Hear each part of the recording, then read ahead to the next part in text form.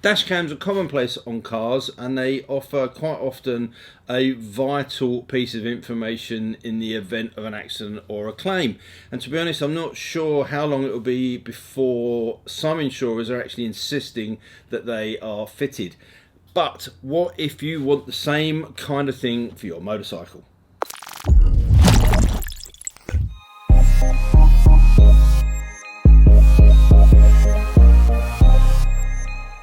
Well, of course, you could just fit an action cam to your bike, but of course there are bespoke solutions out there in the marketplace, and one of the names that leads that space is Innovv. Innovv offer quite a number of different devices, but in this particular video I wanted to concentrate on one of their latest ones, which is the RC6.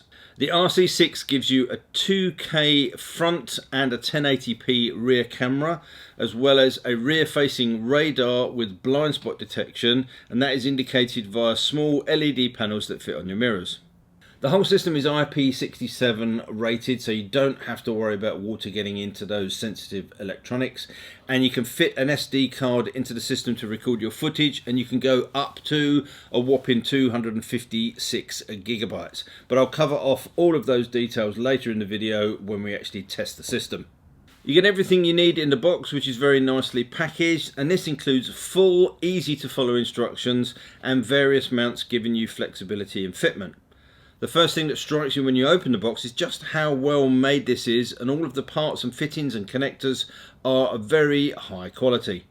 It does look like it's going to be a very simple system to set up. The biggest problem is always going to be accessing the guts of your bike to be able to run this cable through nice and neatly and hidden. So let's get straight on with that now. Okay, so now it's time to get it fitted on the bike, and I wanted to keep this element as brief as possible. I'm not going to miss anything out in terms of connecting all the bits together. I'll show you exactly how that goes together, but I don't want to waste a lot of time making it Africa Twin specific, because there's a good chance you're not going to be fitting this to an Africa Twin. If you are, and you want to see how to take all of the plastics off, I did make a video for the Hex Innovv and Denali lights, and I'll put a link on the screen and in the description, and within that we'll show you how to take all of the plastics off and the tank and everything else. What won't vary is how you connect all of the bits and pieces up, so that's the bit I'll concentrate on. I'm also wiring this into the Hex Easy Can. I've already put a suitable plug onto the power cable, so I'm leaving out the element of connecting it to the battery. That's pretty straightforward. You've got a positive and negative on the battery, then you've got the yellow lead that you'll need to find a switched plug. The beauty of the Hex Easy Can is that that's already on switched ignition, so any accessory I add to that is going to work as soon as I turn the key on. So luckily here on the Africa Twin we've got a nice flat bit. So I'm going to take advantage of that, use one of the 3M pads from the kit, which is almost an absolute perfect size, and that's where the camera would sit. It's the camera where you actually fit the memory card. You unscrew these two bits on the back here, and then inside there is where the memory card goes. It comes with a 128 gigabyte card. I've already checked that, that's in there. That's going to be more than enough, so I'm not even going to bother messing around with that.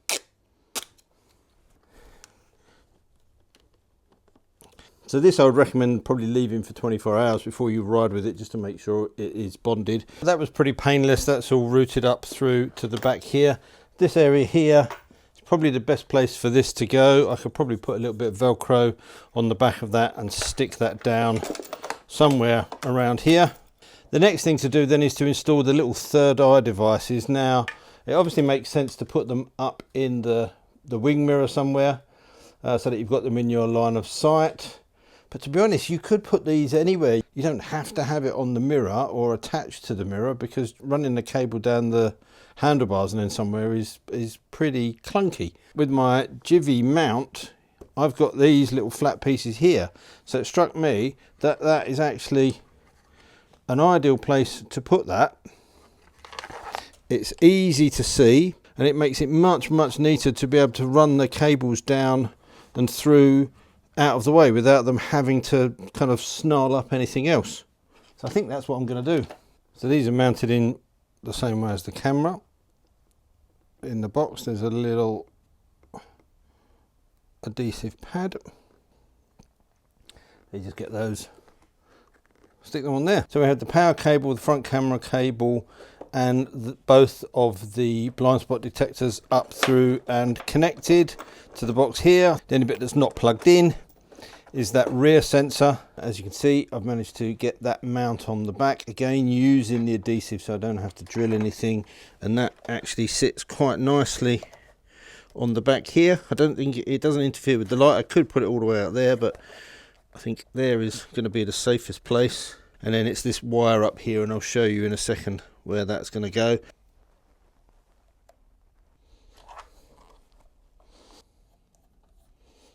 Now the task is to get this cable into the back. Now, as I said before, I don't really want to drill anything. I don't want to cut any bodywork. We can get that up there, can't we? There we go.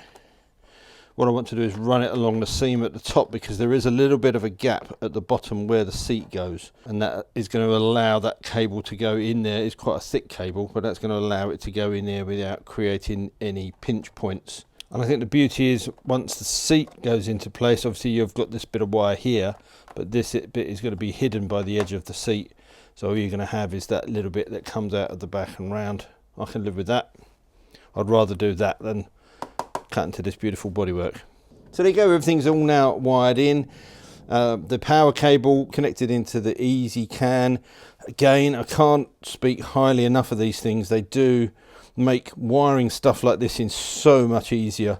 This is all tucked away on here. I will kind of Velcro or stick that down. Here I've used a hot glue gun just to hold that into place. It looks a little bit messy, but this will peel off without doing any damage at all to the bike or the paintwork. And obviously once the seat goes on and sits over here, you won't see any of that anyway. And I just utilised a little zip tie just to hold that cable into place to stop it flapping around and give it a little bit of security. I love the way the connections work on this, because you can't get anything wrong. Each individual component will only connect to the relevant plug. You can't, even with the left and right sensors, you can't get those the wrong way around, because the plugs won't go together. So what I'm going to do now is get the seats back on and get the app downloaded onto my phone so I can set it up, and then we'll get out on the road and I'll show you what it looks like. The interface is really easy. In the center is your settings button that opens up all of the things that you'll need to control. So you've got the resolution, bitrate, orientation for the front and the rear, and you can have that as normal, mirrored, flipped mirrored, or inverted. You can change the duration of the loop recording from 1 minute up to 5 minutes, and on the preview recordings you can also change how that views, front only camera or rear only camera. You can also have the front as the main image with an inset rear, or vice versa. On power up, you get an audible beep and the camera starts recording front and rear straight away, and obviously the radar is live too. Back to the main menu, and the document folder is where you'll find all your video footage, either stuff that's still on the camera or bits that you transferred locally to your phone, and that's your continuous videos, any accident videos which have been triggered, any videos that you've protected, and any pictures that you may have taken. Click on the continuous videos and that will open up the preview screen, and you'll see all of your videos there. There you can pick one of those. You can either download it, play it online, or delete it. You can also select multiple or all the files and do the same thing, and if you press play, there's that video that I filmed earlier on. The rest of the menu options are very simple. Top left gives you the option to record video manually, top right to take photographs, the middle right takes you to the Innovv website, bottom left is frequently asked questions, there's a forum page in the middle, and if you click on the 3 stars for the feedback, you can send them an email. So I'm out on the bike. It's kind of bright, it's not too bad, bit cloudy. Because I'm using that Hex Easy Can, as soon as I switch the ignition on, that switches the power onto the system. I should get 2 little red alerts. There we go. That shows me that the system is armed. It's already working there. It picked up that van, as you may have seen. So the system is now recording. It is ready to go. As soon as you switch the ignition on, boom, it goes into that loop recording mode. And I know that because if I look at the top of the camera, there's a little flashing light which you probably can't see. There's a little red and green flashing light on there which shows that that is recording. No indications on the back, but it is there. Pretty neat as well, I quite like that. Let's turn that off, bit of a distraction. So for the first test I've got to come down this lane which you would have seen in my videos quite a lot, but I'm going in and out of shade through the trees to give you an indication how both of these cameras will operate in kind of mixed light conditions. So as you can see, it's kind of brightish, overcast, visibility is really good, but hopefully we'll get some idea of the dynamic range going into darker areas and coming out of them again. Obviously I've not seen any of this footage either. This is my first ride with the system in, so I'll be interested to see how it works out from a stability point of view and just how much detail there is.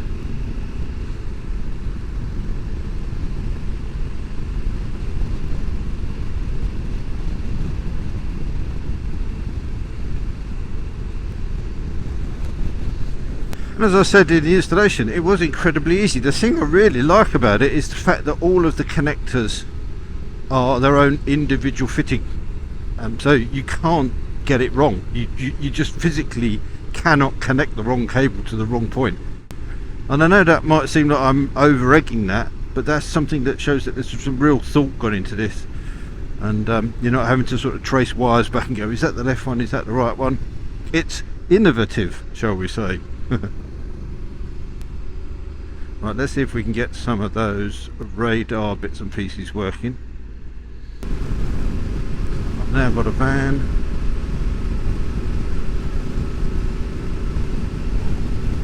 There we go. That's lit up now.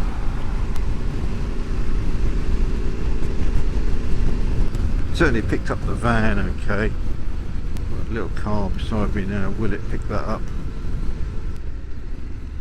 Yep, there we go. Well, that seems to work.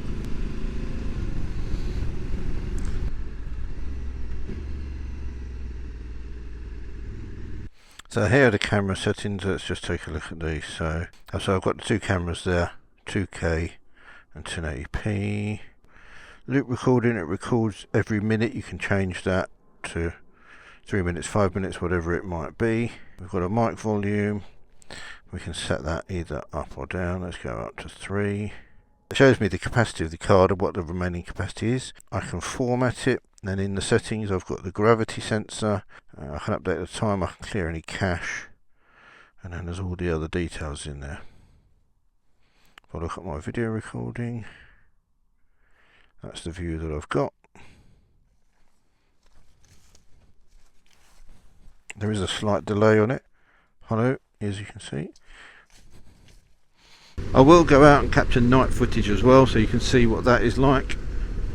Okay, so just as a comparison, in low light we are kind of dusk-ish at the moment. The street lights have just come on, so it's not completely dark, but I'll do a little kind of a bit up in some traffic, and then we'll get out in the countryside just to give you an idea of what it's like in low light.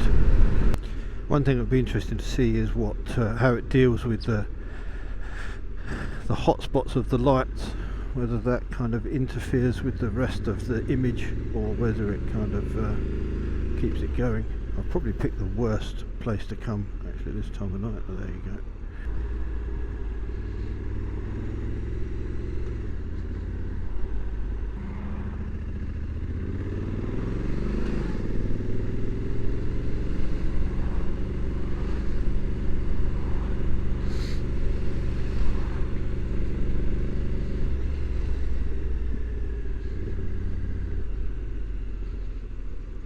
Got red lights and now headlights the other way, just to show you how that looks on both cameras. And it's starting to get obviously darker now, we're losing that sky.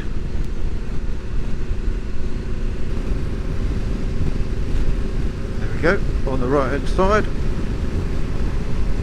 Works perfectly. Okay, so this is the last of the street lamps. As you can see, it's not pitch black. Still got a little bit of colour in the sky.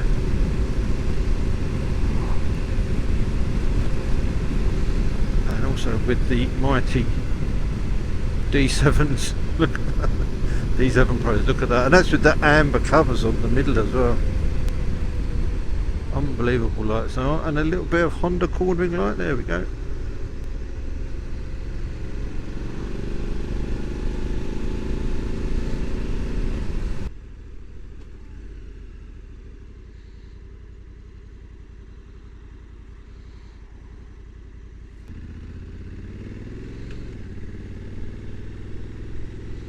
If you're liking the look of these lights, then I'll leave a link in the description to the D7 video. I've already referenced it during the installation, but if you want to go and look at what you can do with these lights, then you'll find it all in that video. Okay, so without that, with just the Honda lights,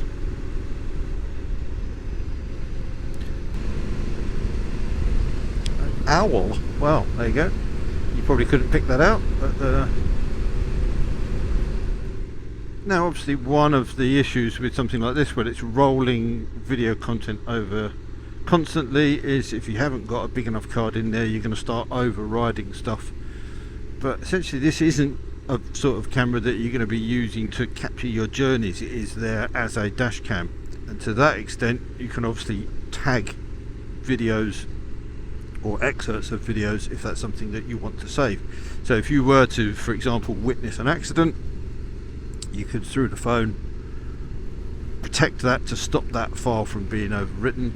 And because there is an accelerometer in the brain of the unit, if you're to have an accident, it would register that change in G-force, and it would automatically save that or protect that file so it can't be overwritten, and it puts it in a separate folder. So if it gets triggered by the G-force, it goes into a separate folder on the app, and that makes it much easier to find. Now obviously I'm not going to crash the bike just to show you how that works. That would be going well beyond to bring you guys videos, but I did wonder if potentially hitting the brakes hard might trigger it. We'll see. And the answer is no, it didn't. And that's not such a bad thing, because you wouldn't really want it to strip each one of those files out and put it in that accident folder every time you brake hard. But as I showed you earlier on, you can go into the app and change those settings to suit. But I would say if you were to have a drop or a serious deceleration, let's say, then it would definitely flag that and put it into that accident bit. But having said that, it's not going to be difficult to find that piece of footage anyway.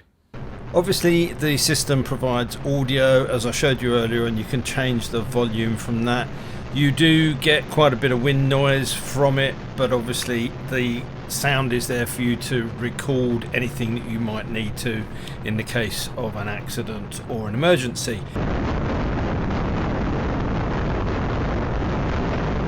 But as you can hear, it's not something you'd really want to listen to. So the sun did come out for me, and I'm just going to show you a few examples of the front and rear cameras in brighter sunshine, and then we'll wrap the video up.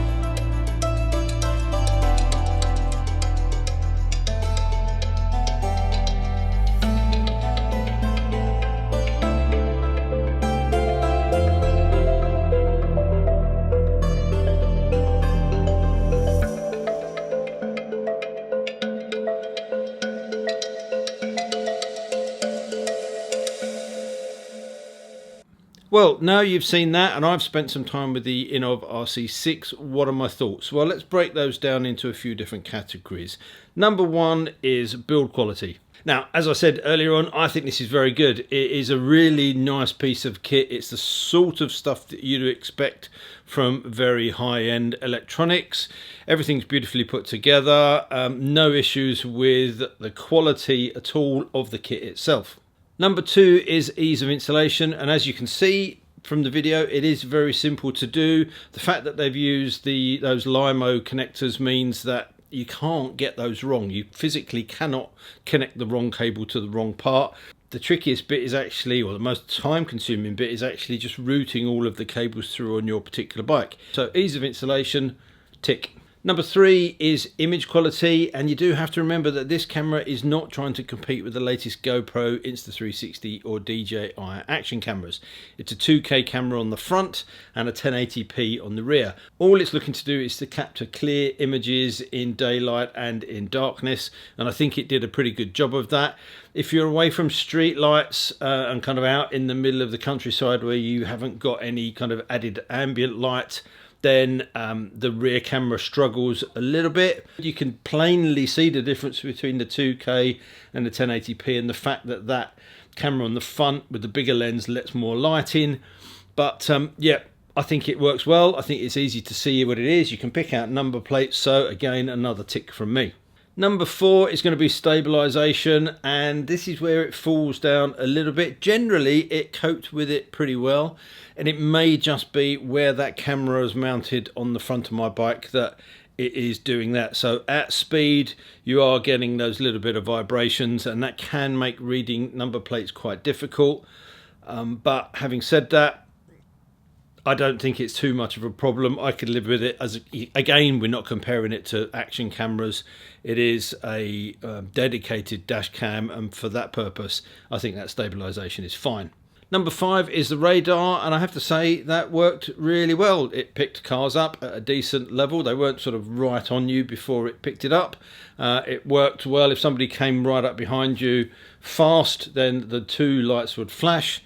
I think it's a good system. As I say, you've got the clunkiness of having to have those little extra bits fitted somewhere, and yeah, good system. Another tick for Innovv. And number six, I think I'll talk about the app and its ease of use, and that was pretty good. Setting it up wasn't too bad. You've got to go through the usual bits and pieces, so when you first turn the system on, it has a little Wi-Fi network. You need to be able to connect your phone to that. It did that without too much problem. Then you've just got to give it all the permissions to access your photos and all that sort of stuff.